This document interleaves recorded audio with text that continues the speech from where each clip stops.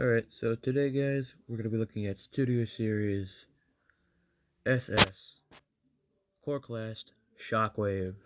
Here he is, the tiny, logical Decepticon scientist who has no emotions.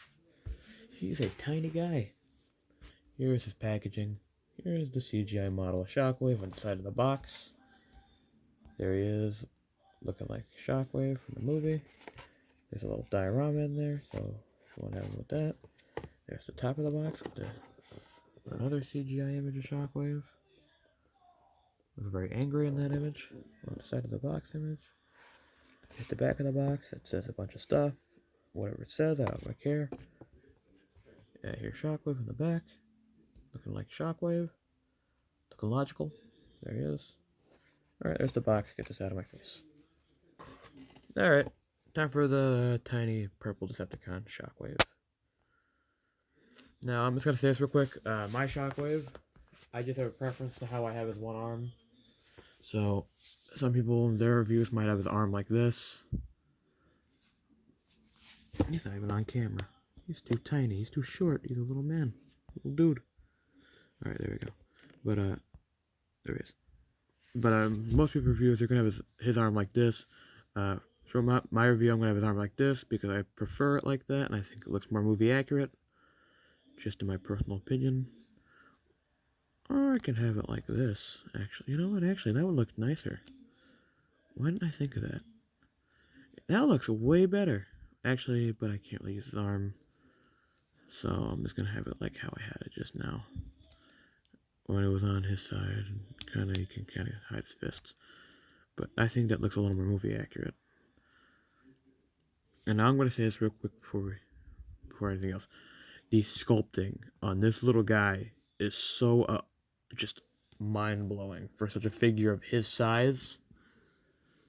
It is just very nice sculpting and just very movie accurate, honestly. If you really get a good look at that sculpt. You can see all the tiny little rivets in his tank treads, which he did not have in the movie, I think.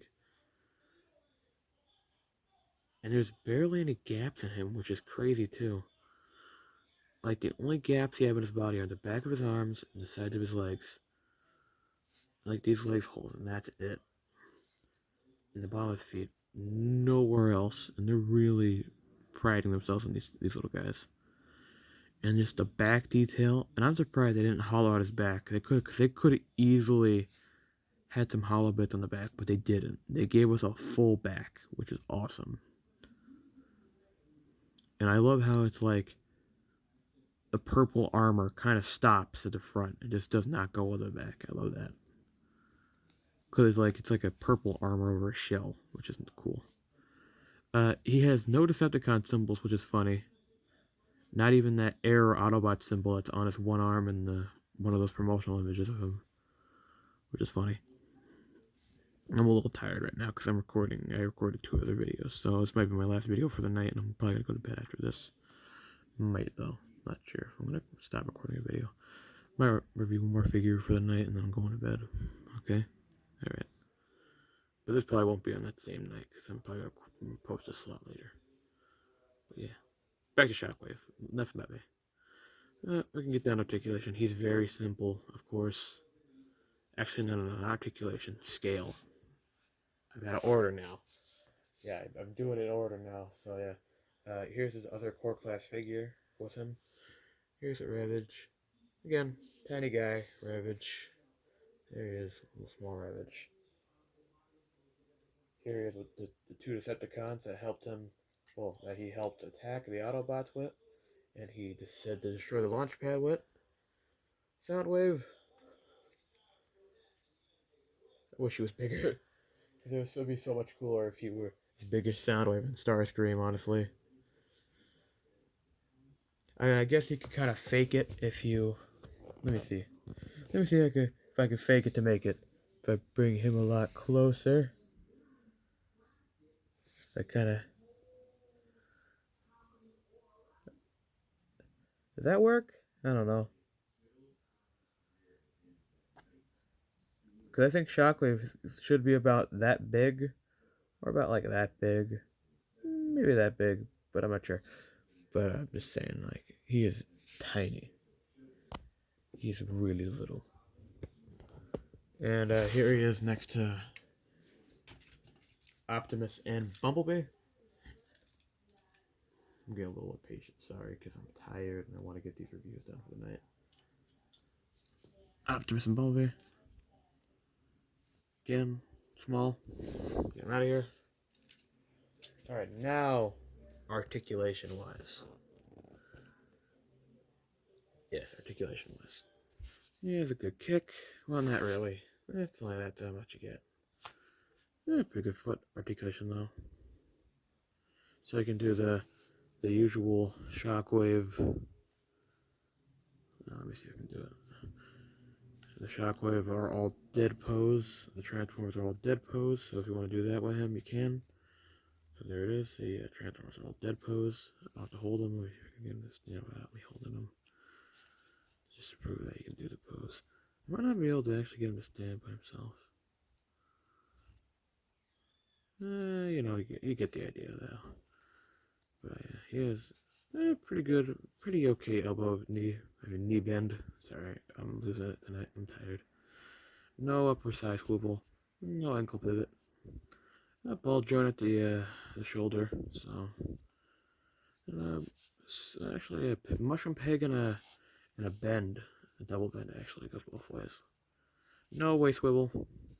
Mushroom peg at the head. It's actually pretty articulated for having not too much articulation points. He's pretty good at being a tiny shockwave. So he can point and be like, destroy the launch pad.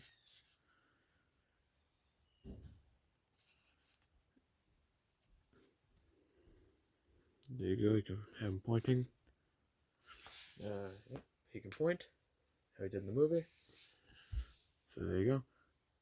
Yeah, transformation time. Pop off his hand. Well, you get it. His tank head, and they're gonna bring this piece down. Not like that. Bring it down like that here. We're off to the side for now. And we're gonna take him. And we're just gonna undo his chest. Just undo it, bring it down. Take his arms, bring them up. And then these are gonna go up like this. Those arms like this. And these slots are gonna slot into there. Same go through this side. And then you're gonna wanna leave his head actually. Leave his head. Don't spin his head around. Leave his head. Bring it down. Bring these down. Bring these down. Bring these down. I mean, bring these down because these are on hinges actually. You can see them better in the back. So these are on hinges, which are gonna become an H tank. And then these are gonna basically tab in. They're gonna tab into that little slot right there, like that. And that's gonna basically make the transformation solid. Also, make sure to bring Shockwave's body fully in for the transformation to be fully solid, and it's gonna turn everything nice and concrete. For it to fall apart. Bring his feet down.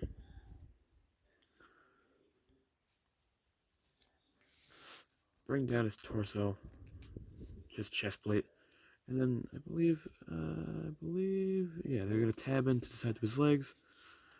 Little tab right there, so tab in right there. Little peg. That's gonna basically make the whole connection very nice and solid. For nothing moves, and then you just gotta kind of adjust the arms and legs to kind of just stay on the ground, I guess. If you want his legs to be just the right height. So this is kind of the hard part, in my opinion.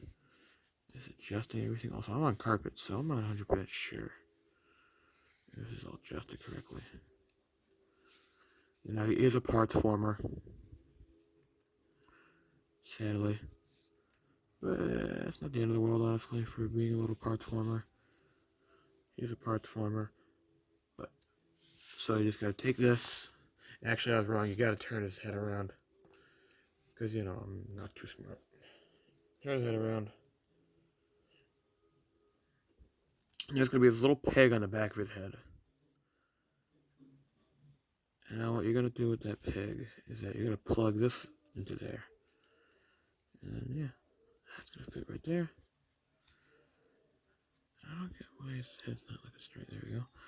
And yeah, you got like this very Transformer Prime vibed tank mode for Shockwave. I've heard people say this too, that they got, sorry, there's something on the carpet. They got big Transformers Prime vibes off of this, and I got it too. I see it too.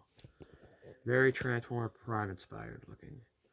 I mean, this is very similar to Transformers Prime Shockwave. I mean, the feet are in the same position, the chest came down, the arms didn't really, well, actually his back, it doesn't, you know what I mean.